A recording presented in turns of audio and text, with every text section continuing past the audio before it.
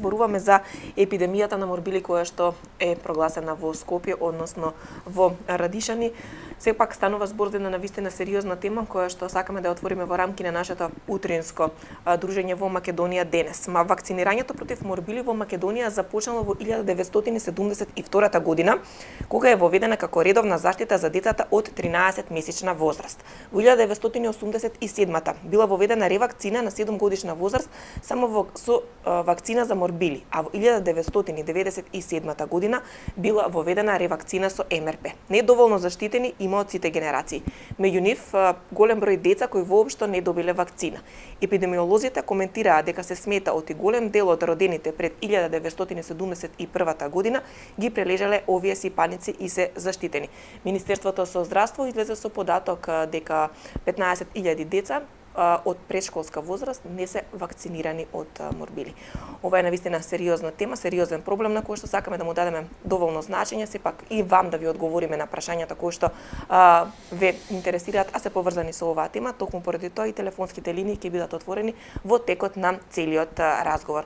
Ние оваа тема ова утро ја дискутираме со доктор Владимир Микич од Институтот за јавно здравје, кој што е кај нас. Овие денови го имаме често по медиумите, но верувам дека тоа е навистина потребно во овој момент да реагираме на сите страни. Добро утро, доктор Микич. Добро утро, благодарам за поканата. Да, навистина сум присутен малку повеќе во овој период, меѓутоа ситуацијата го налага тоа. Самата состојба го налага тоа. Докторе, зашто дојдовме до една ваква состојба да во 21. век, кога веќе треба да ги искорениме некои болести, нас ни се враќаат малите сипаници како епидемија? Тоа е феномен што за жал го гледаме во повеќе земји, па и во Македонија. Односно, оние заболувања кои беа пред прагот на елиминација, како што се малите сипаници, повторно се враќаат. Се враќаат и во нашата околина, и во Европа, и во секаде. Проблемот веројатно се должи на се поголемата присутност на оние антивакцинални кампањи, стравот на родителите од вакцината, кој што морам да потенцирам е неоснован, и доведе до една ситуација луѓето да го одложуваат или воопшто да не ги вакцинираат своите деца и како што кажавте дојдовме на ситуација да имаме 15.000 невакцинирани деца до 14 годишна возраст. Она што уште повеќе загрижува дека од тие невакцинирани 11.300 речиси се на возраст до 5 години, значи немаат примено ниту една доза на МРП. Што значи тоа во однос на состојбата која моментално имаме? Во моментов 7 лица се инфицирани од морбили, 6 деца, 1 е возрастен човек, а бројката на невакцинирани од друга страна е навистина голем. Така. Значи, зошто го подигнуваме нивото на аларм, да речеме, затоа што малите сипаници, морбилите се едно од најзаразните заразни заболувања. 9 од 10 лица ќе заболат доколку бидат во иста просторија со лице кој што имало мали сипаници. Значи, речи се сите ќе заболат. Значи, потенцијалот за ширење на ова заболување е многу голем. И затоа единствена мерка е да бидеме заштитени, да имаме имунитет преку вакцинација. Бројката од 15.000 осетливи деца само до 14 годишна возраст и во другите генерации сигурно има уште осетливо население, кажува дека може да се прошири епидемијата. Затоа ни зборуваат и покрај науката и примерите од соседството. Во Србија, например, имаме 5700 веќе заболени од кога е прогласена епидемијата. За жал имаме 15 смртни случаи. Во Грција имаме 2300 заболени, пријавени се 2 смртни случаи. Во Франција имаме слично 2700 со 3 смртни, во Италија имаме околу 2300 со 6 смртни случаи. Значи, епидемијата, ако не се преземат на времени мерки, за жал е се поизвестно. Да, велите дека малите сипаници може да дадат тешка клиничка слика. Првичните симптоми кои се и зошто можеби недоволно сериозно ја сваќаат оваа проблематика родителите? Знаете, сметајќи дека да се прележат сипаниците може би е поред. Често пати ќе слушнеме дека е подобро да се стекне природен имунитет преку прележување на одредена болест. Меѓутоа тоа не е секогаш точно, напротив, значи за одредени заболувања во кои спаѓаат и малите сипаници, многу е подобро да бидеме заштитени со вакцина. Зошто? Затоа што малите сипаници воопшто не се лесно заболување. 30, значи 1/3 речиси од децата ќе добијат компликации. Најчести компликации се воспаление на средното уво, воспаление на белите дробови, сериозна компликација која што бара хоспитализација, некој пат дури интензивна нега, ларингит и тешка диареја која што може да доведе до дехидрирање, губење на голем број течности, што е многу опасно, особено кај најмалите деца, и во одредени случаи може да јави сериозни компликации. И статистиката за жал вели дека 1 од 1000 деца кои што ќе имаат мали сипаници ќе добие енцефалит, воспаление на мозокот, што може да остави трајни последици. 1 до 2 деца, како што веќе видовме, кои што заболеле од 1000 деца, ќе починат. Сите овие деца кои што во моментов се заразени не биле вакцинирани од... Точно. Точно сите се од децата се невакцинирани. Возрастното лице кое што било во контакт добило вакцина, меѓутоа поради големиот период, значи тоа е било со блага клиничка слика, само тоа не е вакцинира. Оно што сакам да го потенцирам дека луѓето поради самата успешност на вакцината, кој што доведе да не ги гледаме овие заболувања, речиси воопшто. Во Македонија имавме само спорадични случаи, долго време и немавме случаи на мали сипаници, се дока не земаа замав овие антивакцинални кампањи. Луѓето сметаат дека заболувањето е лесно и поради тоа се одлучуваат да не се вакцинираат. Меѓутоа, напротив, фактите говорат друго, дека заболувањето не е лесно. Да. Секако ние тука ги отвараме и телефонските линии за гледачите кои што ја следат утринската програма Македонија денес и оваа тема епидемија на морбили во Скопје. Верувам дека имате прашања кои што сакате да ги поставите и да добиете одговор од доктор Владимир Микич од Институтот за јавно здравје, со кој што ова утро зборуваме токму за оваа проблематика. 15.000 деца кои што се невакцинирани е голема бројка. Веројатно дека постојат причини поради кои најчесто родителите не се одлучуваат да ги вакцинираат. Рековме, низ годините наназад бевме сведоци на големи кампањи децата да не се вакцинираат, наведувајќи причини поради кои вакцината е штетна за нивното здравје. Може ли вие да ни кажете кои се најчестите причини поради кои се избегнува вакцинацијата?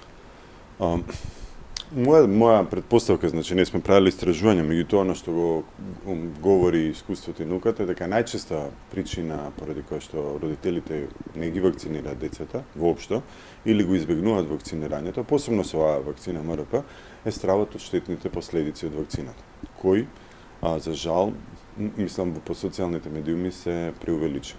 Имено родителите се плашат дека вакцината е асоцирана со појава на аутизам, што воопшто не е точно. Целата оваа фама околу оваа асоциација започна со објавување на едно истражување, каде што и самиот истражувач, научникот кој што го спровел истражувањето, не можел да заклучи, рекол дека може би постои. Она што луѓето не го знаат, дека ово истражување е направено на само 12 деца, кои што претходно биле селектирани. Истражувачот не најавил дека некои од децата веќе имале симптоми пред да добијат вакцина, и она манипулирал со податоците и поради тоа голем дел од коавторите си имат откажано од ово истражување и она што уште е посериозно, покрај тоа што манипулирал со податоците, е дека имал патент за слична вакцина. Значи он има финансиска корист да се укине МРП вакцината.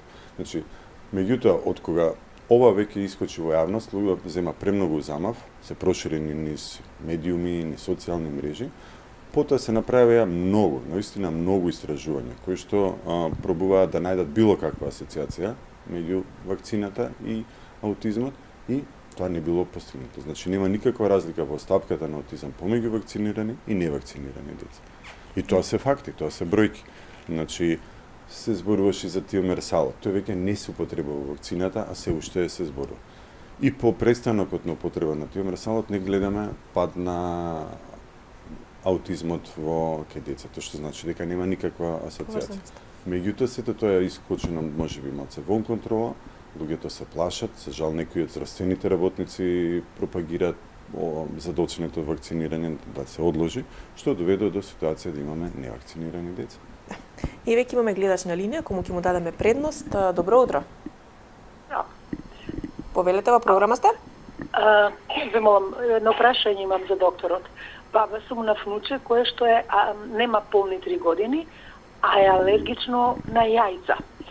Тестирање не можеме да направиме затоа што се уште е мал. И што да правиме ние сега во овој случај за вакцина?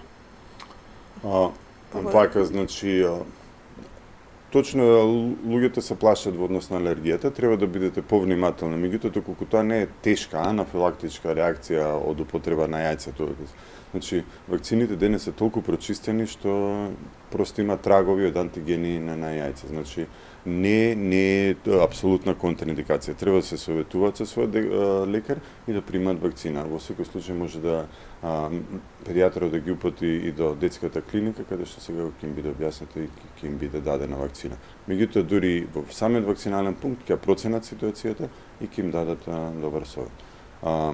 Лесните алергии воопшто не се контраиндикација за вакцинација. Јас си благодарам на гледачката за јавување. Да верувам дека е задоволна одговорот. Понатаму секако се телефонските линии отворени. Каква е состојбата низ територијата на Македонија? Каде е најголемиот дел на деца кои што не се вакцинирани? Имате ли таква можеби статистика? Значи, за шал Скопје е градот каде што имаме најнисок опфат со вакцинација. Значи, за да имаме еден колективен имунитет, да ги заштитиме сите деца и сите оние кои од одредени причини навистина не може да примат вакцина, значи треба да имаме опфат поголем од 95%. Како што видовте во Скопје, значи опфатот е по таа бројка. Значи имаме дури опфат под 80% што секако е загрижувачки. Она што најмногу загрижува е што повеќе од половина од децата кои што се родени во 2017 година не се вакцинирани во Скопје. Речи се 1/3, 30% од децата родени во 2016 година, значи со 2 наполнети години, повторно не се вакцинирани, а треба да примат вакцина на 13 месеци. Значи имаме еден навистина голем број на деца кои што може да ја прошират инфекцијата, па и на постарите лица. Да, значи веќе имаме еден колективен пат на имунитетот, до кој што дозволивме секако да дојде. Што во оваа ситуација сега? Дали во периодот кога постои епидемија, може да се вакцинираат децата, дали е дозволено во овој период секако сето тоа да се стори, доколку секако родителите одлучат, верувам дека сето ова би требало да ги отвори нивните очи, да ја сватат сериозноста од самиот проблем.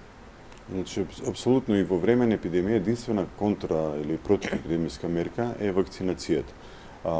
Дури децата кои што се во инкубација, кои што ќе примат вакцина, значи нема да имаат потешка клиничка слика или некакви компликации од вакцината. Ние апелираме и затоа се превзема опсежни мерки за избарување на невакцинирани деца и повекување на истите, затоа што дека се уште е рано вакцина во овој период, се уште имаме доволно време и да се заштитат децата, значи после неколку недели веќе ќе имаат стекнат имунитет и наставно ќе бидат заштитени. Воопшто не е доцна да се вакцинира и во епидемија. Напротив, претходно имавме искуство со голема епидемија на заразни заушки, каде што вакциниравме во екот на епидемијата и веднаш се намали бројот на заболени. Ние одиме понатаму со следниот гледач кога го имаме на линија. Добро утро. Ало, добро утро. Повелете во програма сте? Добро утро. Вака да прашам нешто.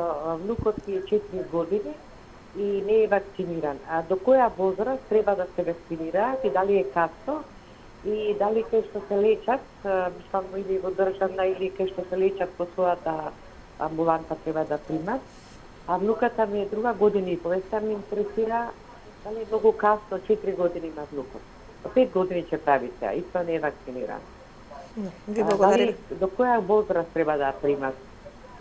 Да. Ви благодариме за јавувањето. Ете околу возраста на примањето на вакцината, дали е задоцнето или не?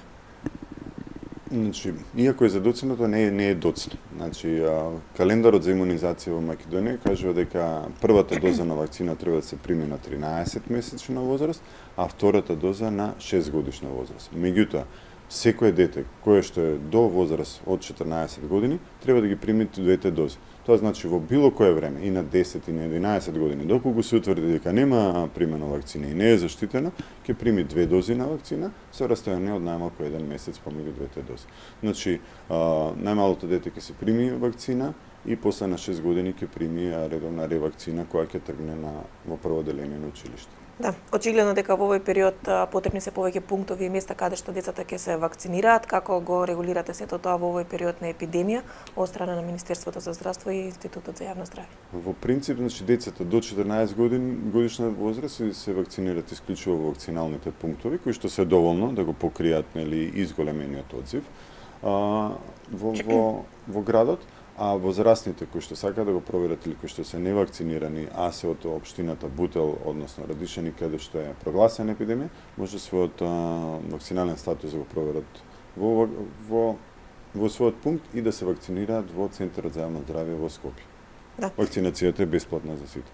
Да, во секој случај во овој момент апелираме до гледачите, сите оние кои што ја следат емисијата, доколку досега не се вакцинирани вашите деца, ова е време кога мора сепак тоа да се стори, затоа што прегласена е епидемија на морбили во Скопје, во Радишани, каде што имаме 6 деца кои што се заболени и еден возрасен кој што бил во контакт со некои од болните деца, така што алармот е веќе црвен и бројката која што имаме е навистина голема. Очекувате ли да свеста кај родителите се зголеми? Тука може би станува судири на генерации, бабите и дедовците едно, младите родители друго. Колку често пак и со тој проблем се соочувате, да едниот дел од фамилијата е за вакцинација, а младите можеби од сето она што се случува имаат кочница во однос на вакцинирањето? Тоа е факт. По старите генерации, значи сите се прво поголем дел од повозрастните лица точно ги памтат какви може да бидат последиците од оние вакцино-превентабилни заболувања. Малите сипаници се еден пример. Значи имаме многу болести кои што воопшто не ги гледаме. Полио, значи детската парализа, искорените, немаме во Македонија. Така да тие луѓе што ги виделе какви може да бидат последиците од болестите и тие истите се вакцинирани, ги промовираат и сакаат нивните внучиња да бидат заштитени. Како што реков, проблемот е во успешноста на самата вакцинација. Тие се прилично делотворни, значи поради тоа не ги гледаме заболувањата и родителите, младите родители, полесно го прифаќаат ризикот, бидејќи не виделе какви може да бидат последиците. Викаат подобре да детето да прележи болеста, меѓутоа не е тоа обична настинка, затоа е направена вакцина против неа. Меѓутоа, не би сакал да биде кривицата исклучиво на родителите на младата генерација. Сметам дека и ние како докторска фела, значи епидемиолози, матичните лекари, педиатрите, исто треба да понесат дел од одговорност за да промовираат вакцинацијата базирана на докази, или исклучиво на докази. Да не се советува одложување на вакцинација и така натаму, се до тоа што го подгрева оној неоправдан страв од вакцинацијата. Колку предлогот на министерот Филипче за незапишување во градинки и училиште за сите оние кои што немаат примена вакцина, сметате дека ќе вроди со плод? Видите, тоа е ситуација која што мора да се реши. Значи, точно, образованието е задолжително, меѓутоа градинките не спаѓаат во оној образовен систем, туку се под Министерството за труд и социјал. Во овој период децата се многу осетливи и може да имат тешки форми. Значи, кога се вакцинираме, не се заштитуваме само себе си, туку ги заштитуваме и другите, како што претходно спомнав, кои што навистина не може да се вакцинира. Тоа е многу мал процент. Повторно, вакцината не е 100% ефикасна. Кај многу мал процент, 1% од вакцинираните може да не се развие имунитет. Што е со тие лица и што тие родители кои што сакале да ги заштитат своите деца, ги заштитиле, а поради, да речеме, одлука на некои други родители, па повторно нивното дете ќе заболи. Значи, треба да се најде некој модус кој што ќе го задоволи ово. Имаме и во европски земји повеќе примери каде што не се примаат деца. Во тој контекст веќе е направена работна група, повеќе министерства, од Министерството за здравство, труд и социјала, образование, стручњаци од медицината, да видат кој модус ќе биде најправеден за да се реши овој проблем. Да. Рековме на самиот почеток дека малите сибаници може да дадат тешка клиничка слика. Најчесто кај нас во општеството и во државата сите велиме не може нас тоа да не се случи, ние имаме добар имунитет, но од што зависи дали некои мали сипаници ќе се развијат и ќе дојдат до стадиум на тешка клиничка слика или едноставно ќе поминат полесно? Значи, има одредени лица кои што се изложени на поголем ризик со состојбина намален имунитет и така натаму, меѓутоа во принцип добриот имунитет не е сигурна заштита од компликации. Значи, напротив, нема правило кое дете ќе развие компликации. Оно што е сигурно точно е дека третина ќе имаат компликации, дека голем дел, значи повеќе од 10% ќе добијат пневмонија. Во минатата епидемија што имавме во Македонија, во Скопје исто, имавме многу деца кои што завршени интензивна нега, среќа без поголеми последици, меѓутоа имавме еден смртен случај. Исто како што го гледаме секаде во околината. Тие се бројките, тие се фактите. Да, кои што се навистина загрижувачки, поради кои што треба да се освестиме секако да ги вакцинираме нашите деца. Ние продолжуваме понатаму со следниот гледач на линија. Добро утро. Ало, добро утро. Повелете, кој ни се јавува? Поздрав до гостинот. Би сакала едно прашање да поставам. Моите деца, значи се на возраст од 15 години и од 11.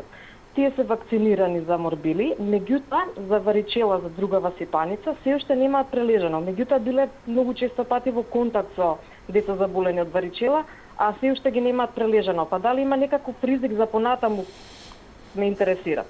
Ви благодариме за јавувањето.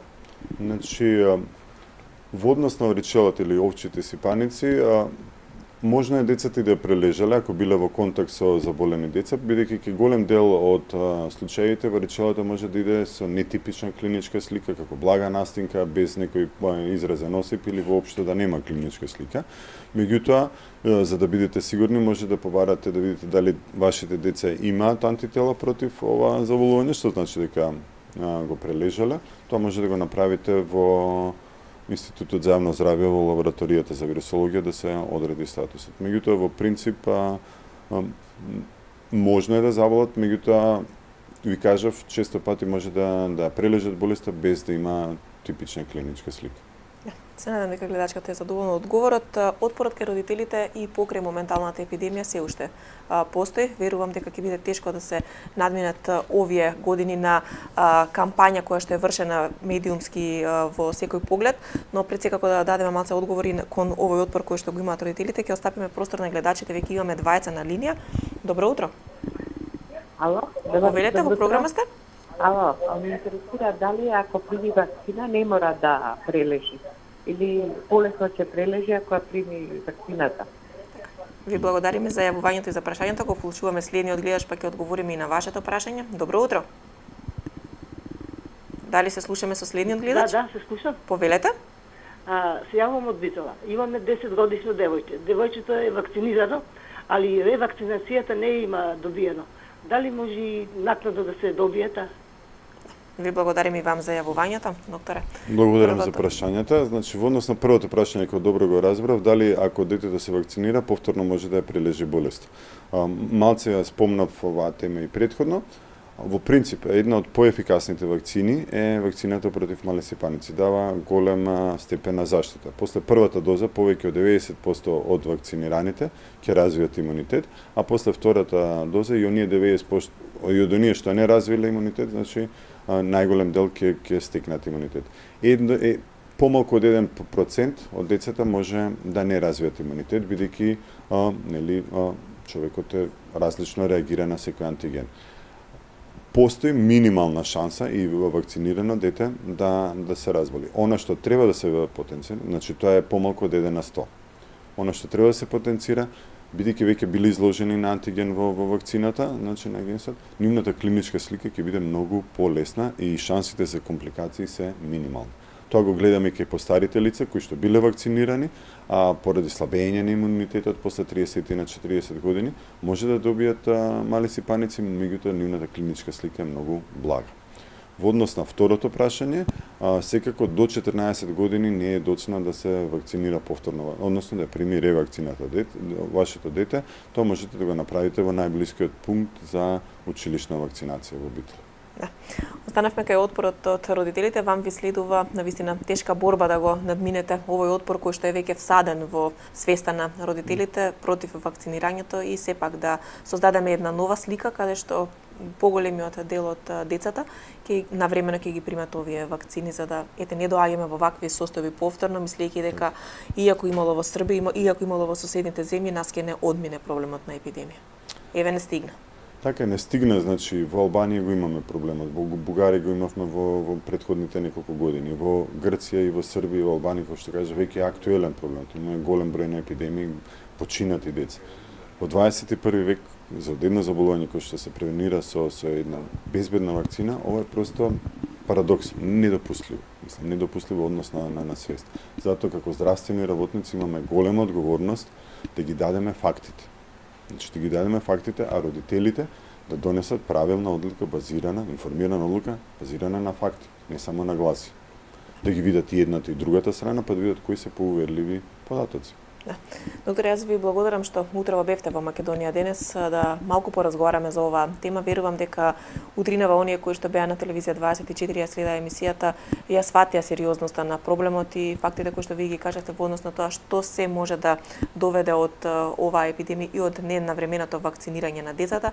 Сигурна сум дека ќе имате успешна кампања и што поголем број на вакцинирани деца за да и самата оваа бројка која што во моментов ја имаме да не се зголеми, но со оглед на невакцинираните деца кои што биле присутни во градинката, очекувате ли зголемување на бројот? Да, како што кажав, значи очекуваме зголемување и на нови случаи, бидејќи малите сипаници се многу контагиозни, значи, односно многу лесно се шират. Освен вакцината никако не можеме да се заштитиме доколку сме во комуникација и контакт. Постојат два начина да се стекне имунитет. Едниот е да се прележи заболувањето, вториот е со вакцина. Ризикот од прележување на мали сипаници го споменавме, значи постои сериозен. Ризикот од вакцинацијата е рамен речиси на нула.